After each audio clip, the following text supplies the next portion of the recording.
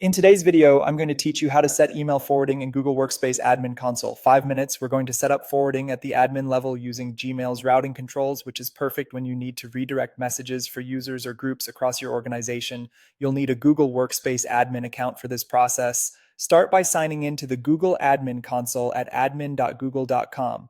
Once you're on the homepage, look for the section labeled Apps. This is where all your organization's services live, and it's the gateway to the Gmail settings we need. Open Apps, then select Google Workspace. From there, choose Gmail.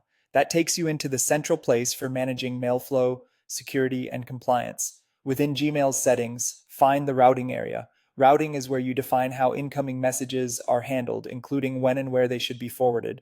Go ahead and open routing. Now click Configure to create a new rule. If you already have rules on this page, you'll still see Configure or a button to add another setting. A configuration window will open where you'll define exactly what gets forwarded and to whom. Give your rule a clear, descriptive name so you can recognize it later.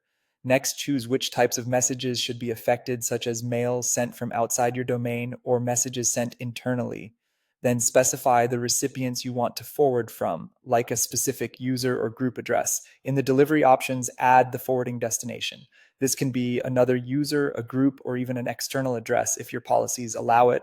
You'll also see options to keep a copy in the original recipient's mailbox, which is useful if the person still needs access to their mail while a copy goes elsewhere.